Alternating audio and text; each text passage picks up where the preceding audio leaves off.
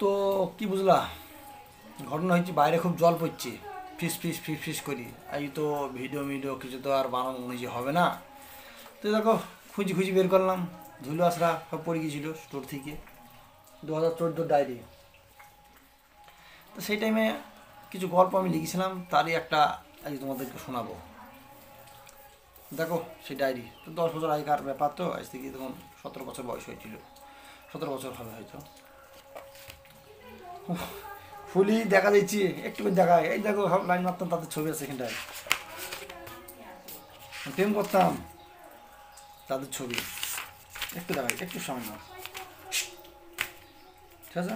তো এটা বড় কথা না, আসল কথা হচ্ছে গল্পটাকে বের করি। কত কি করেছি জীবনে হিসাব নেয়, এখন সাধু হয়ে গেছে একটু। তো শোনো, উত্তরের ঘন জঙ্গলে গল্পের নাম, কর্ণের অভিযান গল্পের একটা অংশ। তো পয়সানগর বলে একটা গ্রাম ছিল, সেই গ্রামে এক মা তার ছেলেকে নিয়ে বাস করত। ছেলের নাম কালিয়া আর মায়ের নাম হচ্ছে শ্যামলী। তো কালিয়াদের যে সংসার খুবই দারিদ্র, কষ্টের সাথে চলে। কালিয়ার যখন 9 বছর বয়স তখন তার বাবা নিখোঁজ হয়ে যায়। তারপর থেকেই মা লোকের বাড়িতে, বুঝতে পারছো, চাকরে কাজ করি, সংসার চালায়। তো শ্যামলী তার ছেলেকে, মানে কালিয়াকে, স্কুলে ভর্তি করে, কিন্তু কালিয়ার পড়াশোনার প্রতি একদম মন নেই। মায়ের চোখের আড়ালে জুয়ো খেলা ছিল তার নেশা। আর পাড়ার লোকেদের কাছে, মানে বুড়ো বুড়ো যারা থাকে তাদের কাছে গল্প টল্প শুনতো। তো গুপ্তধনের গল্প শুনতে খুব ভালোবাসতো, ঠিক আছে? তা ওই গল্প টল্প শুনেছি, তার মাকে জিজ্ঞেস করতো, মা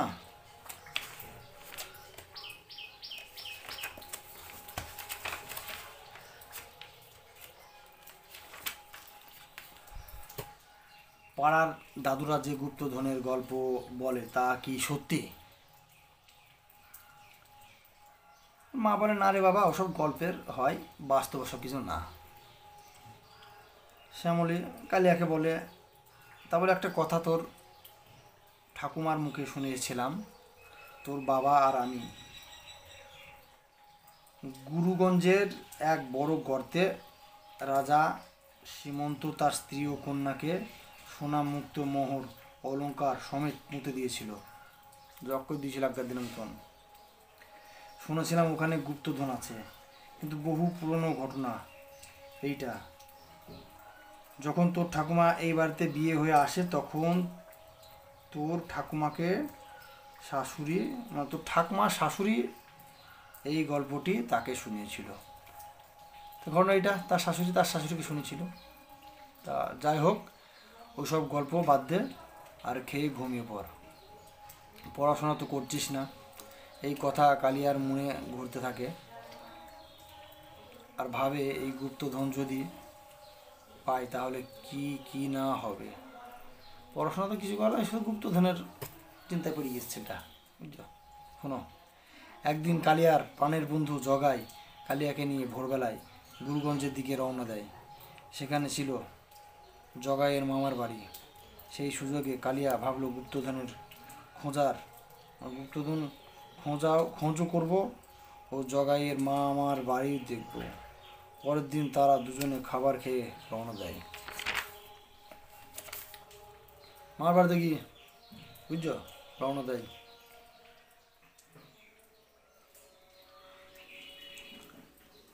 তো ঘুরতে ঘুরতে যায়, কিন্তু জগাইকে কালিয়া তখন গুপ্তধনের ব্যাপারে কিচ্ছু বলেনি। জগাই দেখে কালিয়া শুধু বয়স্ক লোকেদের কাছে যায় আর কি কি যেন জিজ্ঞাসা করে। জগাই তাকে বলে, কি ব্যাপার, তুই কাউকে জানিস না, চিনিস না, কী সব জিজ্ঞাসা করছিস? তখন কালিয়া বলল, গরুগঞ্জের এক গর্তে গুপ্তধন আছে, মায়ের কাছে শুনেছি, এই জন্য বয়স্ক লোকেদের কাছে জানতে চাইছি এরকম কোনো গর্ত আছে কি না। জগাই বলল, কিছু বলছে নাকি লোকগুলো? হ্যাঁ, একজন বলল এ তো অনেক আগের কথা, সেখানে তো এখন জঙ্গল হয়ে গেছে। জিজ্ঞাসা করলাম আমি, জঙ্গলটি কোন দিকে? বলল উত্তর দিকে। কালিয়া বলল, চল জগাই, উত্তরের দিকে যাই। তোর কথা শুনে তো যাচ্ছি, জগাই বলছি, বুঝছ, গুপ্তধনের খোঁজে। মামারা খোঁজ করবে না তো? কালিয়া বলল, তার আগে আমরা ফিরে আসব। এই বলে হাঁটতে শুরু করলো। হাঁটতে হাঁটতে দুজনে ঘন জঙ্গলে পৌঁছায়। কালিয়া জগাইকে বলে, তোর ভয় করছে না তো? ভয় আর আমার? কি যে বলিস, ভাবলিছি তাই নাকি? ওই দেখ, তোর পায়ের নিচে সাপ। জগাই ভয়ে দৌড়তে যায় আর কি। একটা সরু দৌড়তে যাই আর একটা সরু সুরঙ্গে পড়ে যায়। বুঝলা? বুঝো। কালিয়া আর জুতো জোড়া বাইরে রেখে সুরঙ্গে প্রবেশ করলো, যেখানে সাপের ভয় পড়ে গিয়েছিল জগাই। গিয়ে দেখে জগাই অজ্ঞান, আর তার আবার জ্ঞান ফিরিয়ে আনার জন্য জল খুঁজতে লাগলো। কিছুক্ষণ পর অজ্ঞান হয়ে গেছে, মানে ভাবলি দিয়ে তা অজ্ঞান হয়ে গেছে, জলমল খুঁজছে সুরঙ্গে দেখে। তারপরে খালি হাতে জগাইয়ের কাছে ফিরে আসে, দেখে জগাইয়ের জ্ঞান ফিরে এসেছে। জল তো পাইনি, এমনি জ্ঞান ফিরে এসেছে। আর জগাই ডাকছে, কালিয়া বলে, আমি এখানে। কালিয়া বলে, কালিয়া তখন বলে, আমি এখানে, তোর কোনো ভয় নেই। সাপ বলতেই ভয় পেয়ে গেলি? বড় বড় ফুটনের দিস, বড় বড় ভাব দেখাস, আমি বিশাল সাহসী। তো যাই হোক, এসব কথা ছাড়, বেরোবার চেষ্টা করি এখান থেকে। জগাই বলে, একটা কথা কি তোর মনে নেই? কি? আমরা যে গুপ্তধনের খোঁজে এসেছি এই সুড়ঙ্গের মধ্যে, তার যদি কোনো খোঁজ পাওয়া যায়? কথাটা চিন্তার বিষয়। কথাটা তো তুই খারাপ বলিসনি, কিন্তু খুঁজতে খুঁজতে যদি আধার নেমে আসে, এটাও ঠিক। চল, তাও কিছুক্ষণ দেখি। মানে সন্ধি লাগার ভয় করছি। তারা সুড়ঙ্গের মধ্যে চলতে চলতে একটা বড় পাথরের কাছে পৌঁছায়। এদিকে আধার নামায়, সুড়ঙ্গ অন্ধকার অন্ধকার নেমে গেছে, সন্ধে লেগে গিয়েছে। তো জগাই বলে, মামারা তো খোঁজ করবে, অন্ধকারে বেরোবার রাস্তাও তো নেই, পাচ্ছি না। কালিয়া বলে, বস তো, পাথরের উপর দেখি ভেবে কি করে বাইরে যাওয়ার রাস্তা পাওয়া যায়, না হলে রাতটা এখানে কাটাতে হবে। পাথরের উপর বসেই, হ্যাঁ বলছি, আর কথা বলছি এখানে কাটাতে হবে। তারপর পাথরের উপরে বসতেই পাথরটি সরে যায়। কালিয়া টোলে বাইরে পড়ে যায়, না না, টোলে বাইরে পড়ে যাওয়ায় রাস্তা সকাল না হলে, একটু দাঁড়াও, আর একটা বড় সঙ্গ দেখা যায়। কালিয়া বলে, বাইরে যাওয়ার রাস্তা সকাল না হলে পাচ্ছি না, চল এই সুড়ঙ্গে ঢুকে দেখি কি আছে। তা পাথর উপর বসছিল, সে পাথরটা সরে যায়, রাস্তা মাস্তা তো খুঁজে পায় না। তা ওর মধ্যে দিয়ে একটা সুড়ঙ্গ ছিল, সেই সুড়ঙ্গের মধ্যে কি আছে তারা দেখার জন্য চেষ্টা করছি। জগাই বলে, কী রে, একটার পর একটা শুধু সুড়ঙ্গই আছে নাকি? তারা সুড়ঙ্গের মধ্যে ঢুকে কিছুটা এগিয়ে যেতেই এক জল ভরা গর্তে পড়ে যায়। সুড়ঙ্গের মধ্যে গিয়ে একটা জল ভরা গর্ত ছিল, সেই গর্তের মধ্যে ধপ করে পড়ে যায়। দুজনেই সাঁতার কাটতে থাকে। কালিয়া বলে, জলের নিচে কি আছে দেখে আসি। জগাই বলে, পাগল নাকি, যদি সাপ থাকে এবং সবল দেয়, কিন্তু কিছু হবে না, চল তো। কালিয়া বলছি,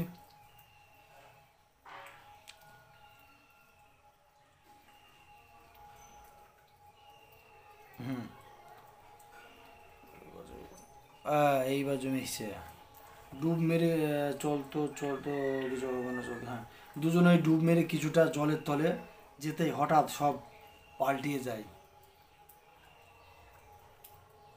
তারা এক ভাঙা প্রাসাদের কাছে পৌঁছলো। জলের তল দিকে ভাঙা প্রাসাদ, বুঝো, রূপকথার গল্পের মতন। তো জগাই বলল, কিরে, সুড়ঙ্গের পর সুড়ঙ্গ, আবার এই প্রাসাদ হচ্ছেটা কি? কালিয়া কোনো কথা না বলে জগাইকে নিয়ে প্রাসাদে প্রবেশ করলো। গিয়ে যেটা দেখে সেটা তাদের দুজনকে অবাক করে দেয়। দেখি কি দেখে? দেখে সোনা, মুক্ত, অলংকার, অশেষ ভাণ্ডার। আর সেখানে দেখে অনেক লোক জিনিসগুলোকে দেখাশোনা করছে। কিন্তু একটা অবাক ব্যাপার, সবাইকে যেন জাদু শক্তিতে বাধা। কারেন্ট চলে গেল। তো জাদু শক্তিতে বাধা, কারেন্ট চলে গিয়েছে, ঠিক আছে। তারা দুজনে ওদের সামনে দাঁড়িয়ে, কিন্তু লোকগুলো কোনো কথা বলছে না, সোনা মুক্তের দিকে তাকিয়ে আছে তারা। জগাই বলে, যে গুপ্তধনের কথা বলেছিলি এটাই হয়তো সেই জায়গা। কালিয়াকে জগাই বলছি, ঠিক আছে, কিন্তু মা বলেছিল সেটা তো গর্ত ছিল, গর্তের মধ্যে রাজা করেছিল, এই গল্পটা মা বলছিল। এটা তো প্রাসাদ, কিন্তু সোনা মুক্ত সবই তো আছে, হয়তো এটা সেই জায়গা হতে পারে। জগাই বলে, কিছু সোনা নিয়ে নেই এখন, না, সব জায়গা ঘুরে দেখি। এই বলে দুজনে প্রাসাদ ঘুরে দেখতে লাগলো। এমন সময় দেখলো এক রাজকুমারী আর তার মা। কালিয়া বলে তাহলে এটাই সেই জায়গা। তো রাজকুমারী তাদের সামনে দাঁড়িয়ে বলল, তোমরা কারা? তারা বলল, আমরা পয়সানগরের ছেলে, গুরু গুরুগঞ্জ গুরুগঞ্জে মামার বাড়িতে এসেছি। রানী বলে, তোমরা এখানে কি করে এসেছো? তখন তারা সমস্ত ব্যাপারটা খুলে বলল। রানী রেগে বলল, তোমাদের এত স্পর্ধা, তোমরা এই সম্পদ নিতে চলেছিলে?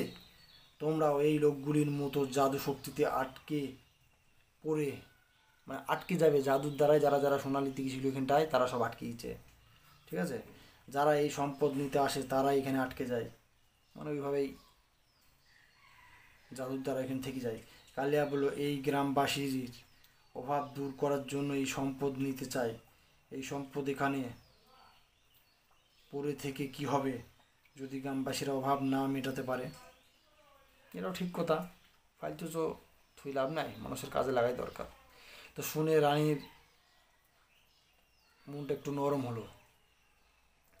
রানী বলল, এখানে অনেক লোকই এসেছে, কিন্তু তারা সবাই নিজের স্বার্থের জন্য এই সম্পদ নিতে চেয়েছিল, তাই তারা জাদু শক্তিতে আটকে রয়েছে। রাজকন্যা বলে ভবিষ্যৎবাণী অনুযায়ী এই ছেলেগুলোই আমাদের আত্মার মুক্তি দিতে পারে। ভূত মারবিটি রাজকুমারী আর রানী, এবার বোঝা গেল। তো রানী বলল, ঠিকই বলেছিস তুই। রানী তারপর দুজনকে নিয়ে গিয়ে একটি পাখিকে দেখায়, দিয়ে বলে, এই পাখিটির মৃত্যু হলে আমাদের আত্মা মুক্তি পাবে আর এই সুড়ঙ্গর অভিশাপ মুক্ত হবে। জগাই কাছে গেল, পাখিটিকে ধরার চেষ্টা করতে থাকি। কালিয়া একটি পাথর ছুঁড়ে পাখিটিকে মারে। অনেকক্ষণ ধরো ছোটাছুটি করছিল, তো পাখি পাথর ছুঁড়ে মারার পর পাখিটা নিচে পড়ে যায়। পাখিটাকে ধরে ধর থেকে উড়ে দিল, পাখিটা গলাটা আলাদা করে দেয়, স্কন্ধটা আলাদা করে দেয়। হঠাৎই সব পাল্টে যায়, সব চমক লেগেছি। সেই বুঝতেছি গল্পে গরু গাছে ওঠে, সেই রকম ব্যাপার। তো তারা দেখে সব উল্টে যায়, বদলে যায় আর কি। তারপর তারা দুজন দেখে উত্তরে ঘন জঙ্গলে নিজেরা দাঁড়িয়ে, মানে ঘন জঙ্গলে এবার বাঞ্চিত তারা ফিরে এসছে। আর সেই লোকগুলো অজ্ঞান অবস্থায় সেখানে পড়েছিল। জ্ঞান ফিরতে তারা যেদিকে পায় ভয় ছুট দেয়। তো জাদুর একটা মহলের মধ্যে পৌঁছে গিয়েছিল, বুঝতে পারছি তো, আগের দিনে যেসব হয়তো সত্য যুগে যুগে। তারা পালাইল সব, যারা যারা ছিল আটকে। তো জগাই হাসতে হাসতে বলল, লোকগুলো পালালো যে? কালিয়া বলে, ভয় ওদের, মানে এত ভয় পেয়েছে, লোভ মোহ হারিয়েছে। তারা দেখলো একটা লোক মাটিতে পড়ে আছে, একটা লোক মাটিতে পড়েছিল। তারা তার কাছে গিয়ে বলে, তুমি কি সোনা চাও? সে বলল, আমার পরিবার আছে কি না জানলে নিতাম। লোকটাকে জিজ্ঞেস করছি, তুমি কি সোনা দানা চাও? তা সে লোকটা বলছে, আমার পরিবার ঠিক আছে কিনা জানলে আমি নিতাম। জগাই বলল, তোমার নাম কি? লোকটা বলল, আমার নাম মলয়। কালিয়া বলে উঠলো, বাবা বাইনচোদ্র বাবা নিখোঁজ হয়ে গেছিল, এখানে শোনানোর জন্য গেছিল বুঝেছি। আমি তোমার ছেলে কালিয়া। শুনেছি আমি যখন ছোট তুমি হারিয়ে গিয়েছিলে। তুমি এখানে কি করে? তো বাবাটা আবেগময় সুরে বলল, সে অনেক কথা পরে বলবো। জগাই বলে, এই সম্পদগুলো কি হবে? তিনি বলেন, যাবার পথে থানায় খবর দিয়ে,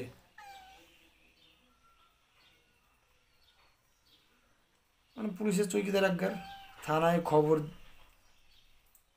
দিয়ে দেব, তারা নিয়ে যাবে ও দেশের গ্রামের কাজে খরচ করবে। জগাই বলল, ঠিক আছে। তারপর তারা দুমুঠো করে সোনা নিয়ে, সোনা মানে বুঝতেছি সোনার গিনি গিনি সোনার যে পয়সা, সেই পয়সা নিয়ে অলংকার এবং কালিয়া নিজের বাবাকে নিয়ে